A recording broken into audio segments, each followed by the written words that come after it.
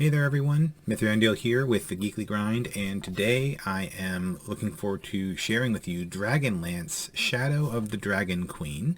Wizards of the Coast was kind enough to not only send over a copy of the source book, but also the Deluxe edition, which includes the Warriors of Krynn board game.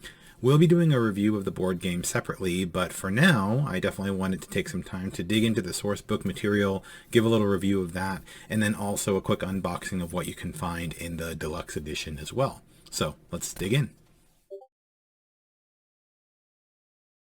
To start, there are three, not one, not two, but three variant covers for the Shadow of the Dragon Queen sourcebook. We have the standard cover here, which showcases Lord Soth in the background there, as well as one of the dragon commanders there on the cover, and then nothing particularly fancy on the back, but there you have it. So there's the standard cover. There is, of course, the alternative art, which again features Lord Soth, who's one of the kind of chief primary, maybe more so background antagonists, but definitely a big deal here on the cover. And then again, pretty simple on the back, but some nice detail. I thought it was pretty cool there. So there's the second one. Now, so those will be available in most, game shops and that sort of thing. So if you're interested in picking them up, those will be what you'll have available. If you have the chance to get the deluxe version, you will be treated to an exclusive variant cover, which is this one here. So this has a bit of a foil treatment on the front, and in my opinion, probably the coolest cover of the three. So definitely a big fan of this cover, and probably the one I'll be keeping for my personal collection. So with that in mind, we'll be doing some giveaways for the other two, so just keep that in mind. But yeah, definitely really liked the cover options on this source book. All right, we talked about the outside of it. Let's talk about what's inside. So, Dragonlance Shadow of the Dragon Queen takes place in the Dragonlance world of Krynn. There was a tremendously catastrophic event known as the Cataclysm that essentially tore the world asunder. The gods basically abandoned everyone, and in the millennia since, there has been countless conflict and war, and yet amidst all of it, the idea is that the people are hardy and continue to soldier on and try to make the best of the lives that they have. Of course, against the backdrop of all of this, it's not enough to try and recover from this world-ending cataclysm, but the Dragon Queen Tarkus, who in other worlds is known as Tiamat, is raising an army, raising variable armies, actually, a variation of armies representing each of the chromatic dragons to essentially conquer Krynn in her name. And that is what this book is all about. Now, the world of Krynn is vast. It is a large world, and you are mainly following in this adventure the area of Kalaman, and the city and the village rather of Vogler at the very beginning. And so it is pretty restrained in this campaign itself. However, what it does do is kind of open doors for folks who want to do even more role playing in this broader world. After this campaign is over, if you wanted to expand it more, it gives you the tools to do that, in the sense of providing the world map and giving you an idea of the history of Krynn, as well as some of the political forces at play and that sort of thing. So in a nutshell, that's what you're doing here. You are essentially trying to keep the dragon armies from retrieving, or activating rather, a substantially powerful magical weapon and being successful in their conquering of Krynn. and that is the book. And so in the prelude and the opening chapter, you have some information on the history of the world of Krynn, some important times, some important events, and then you have a chapter on character creation.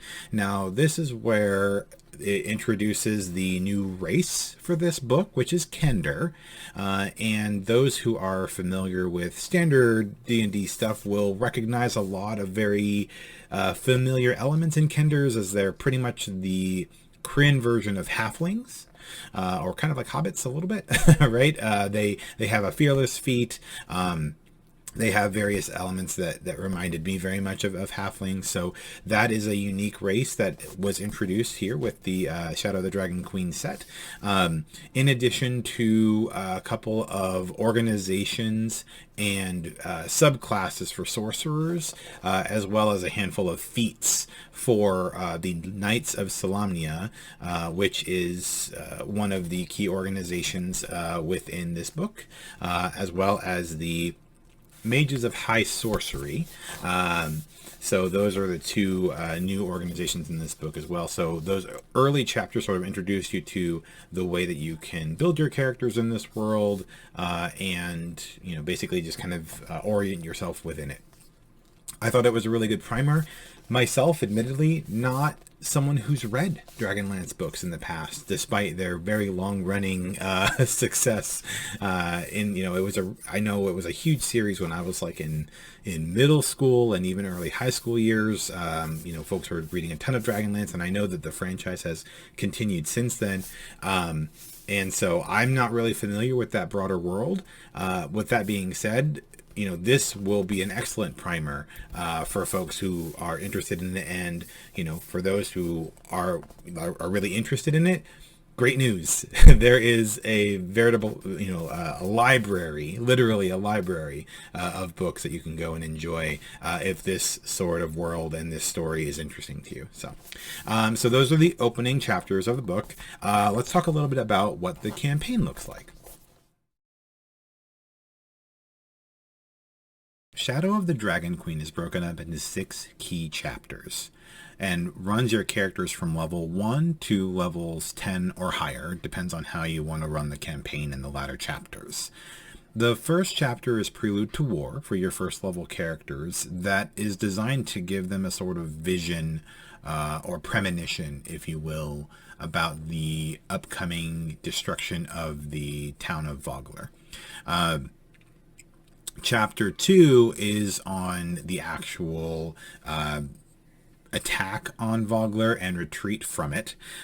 Chapter 3 is when the characters ally with the forces of Kalaman and begin to kind of pursue various draconic forces and trying to stop them from achieving various goals and aims.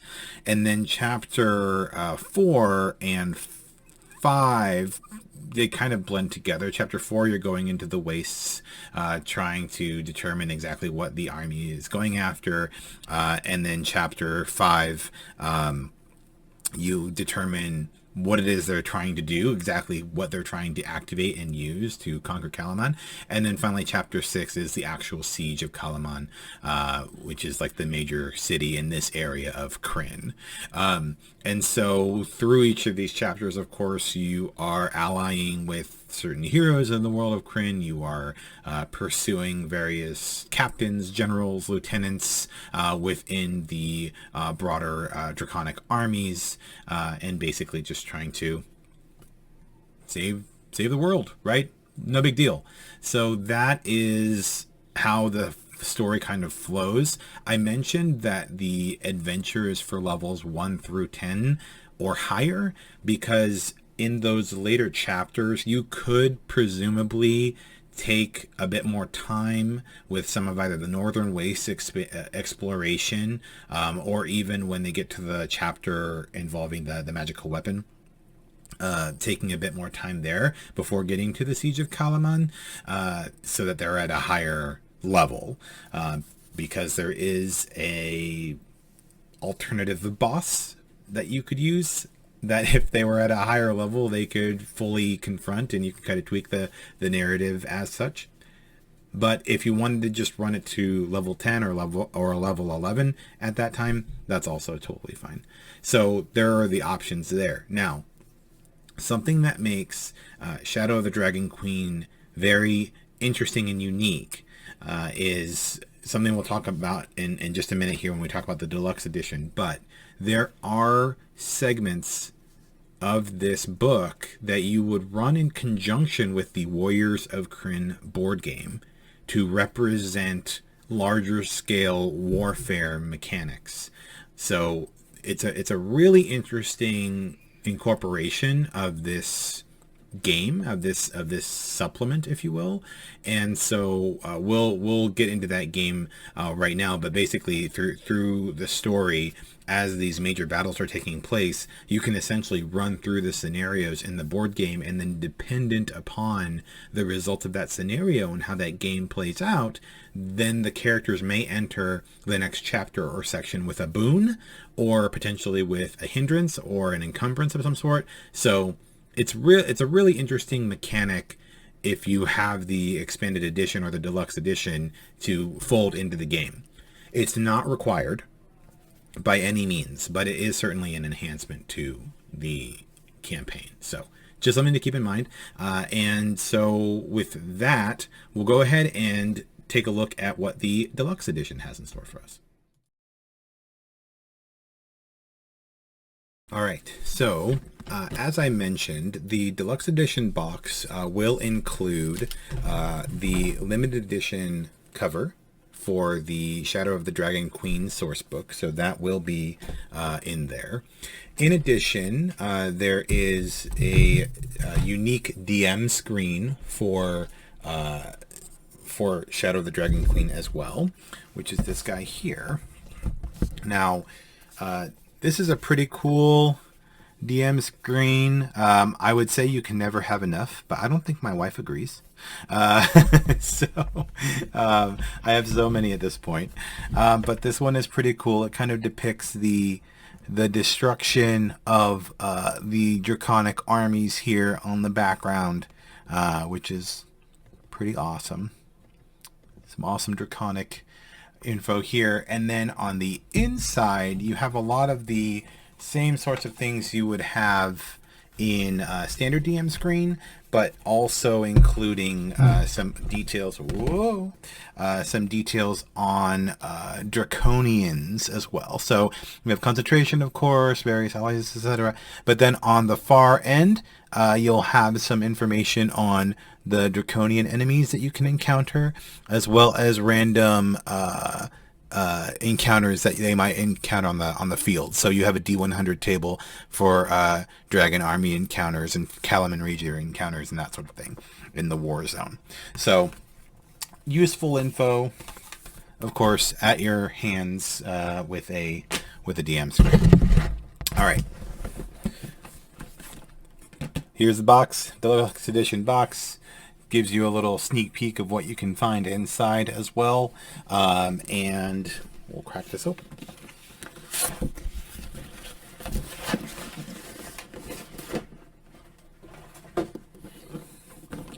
So here it is, the Warriors of Krynn game box here. So on the back, we have Battle for the World of Dragonlance, as well as sort of a depiction of the various game pieces that you can find inside.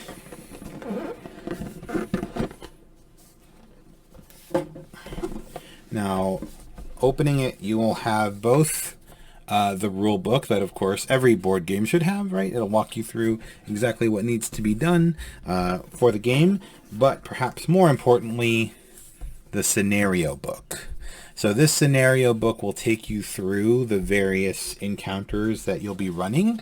We'll tell you the various segments that you'll need, cards that you'll need to run it, and then how you'll run the scenario on the other side, as well as for win, hold, or loss mechanics. So depending on the outcome of the scenario, what happens for the upcoming scenario.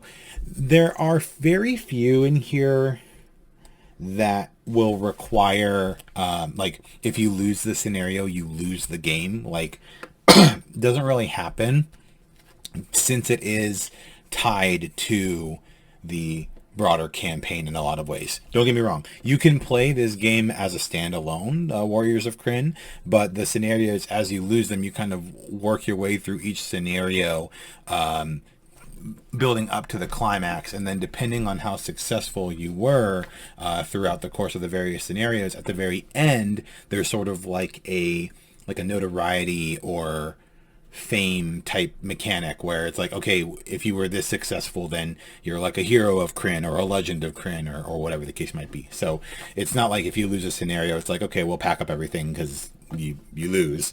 But it definitely helps with the end game stuff. Now, admittedly, I haven't cracked all of this open yet, so you're going to see it still in its cardboard here. But we have some heroes. We have our hero boards for the various heroes that you'll be playing in the game. And that depicts some of their stress levels and things like that, which will allow them to undertake more actions and that sort of thing. We also have class cards, ways to organize the board, war engine cards, dragon army commander cards. This is basically just so that you can organize the board when you have everything set out. So there's that. And then we have, honestly, I think there's something here in terms of like a future product idea, because these like environment sections in cards, like this little village card, I dig it. That's super cool. So anyways, so you can use these cards for your environment and setting up the various formations for battle. You even have the various flanks here, so center flank, far right flank, etc. So you can play things a bit more strategically dependent on the scenario, and be able to identify exactly where all of your forces are at any given time. You also have some dragon icons here and some vile champions. So basically just some bad guy tokens that you can use here, as well as various key moments in the game. And then another great selection of boards for forest path, dragon army skirmishers, like different options for you to be able to set up a pretty vibrant looking map to play out the various scenarios. And then in addition to that, you have two-sided fields and foothills, for example, but this is where you also will set additional components and pieces to indicate farmstead and barrows, to indicate where the various forces are, your forces, knights versus and mages versus, say, the dragon army and that sort of thing. So you basically set up all of your forces, you put out the various village components, etc., and then you run the campaign, you run the scenario, and then you see where it goes from there. And then, of course, there are a selection of minis as well. So we have a little knight guy here. We have... This looks like a Kender to me. Oh, Kender type dude. Oh, come on, focus. Something like that. There is also a ranger.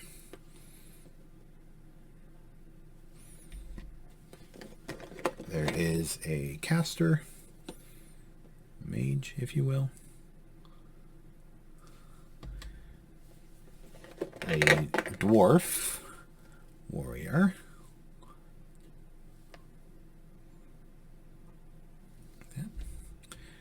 And then finally looks like a rogue. Yeah, roguish type. Couple of daggers in hand there. So yeah, that is the Warriors of Krynn board game. Again, we will do a proper review of the game itself in a separate interview, or is it separate interview? A separate article or section, but that won't be for this. But that is included in the deluxe edition set, along with the variant cover and the DM screen, as I noted. So Currently, it's on Amazon for $145. I will say the production of this game, the components and everything else, very nice. The DM screen and the source book with the variant cover, I'd say, you know, it's a decent value. It is a decent value for sure. So if you are the kind of person that is interested in having a more interactive, immersive D&D experience, and a strategy game like this one can help to provide such an immersive experience, then I think that you'll find the value is there for sure. But yeah, I'm excited to dig into the game and give you guys our thoughts on how the game really enhances the overall experience. But sourcebook alone, it's a fantastic introduction to the world of Dragonlance, and I think that with the new Kender race and the various subclasses and organizations, and really the flow of the story, it's going to make for a really cool expansion to any DM's library. So if you get the chance, go and pick up Shadow of the Dragon Queen, and thanks again, Wizards, for sending over the source books for us to take a look at. Thanks, everyone.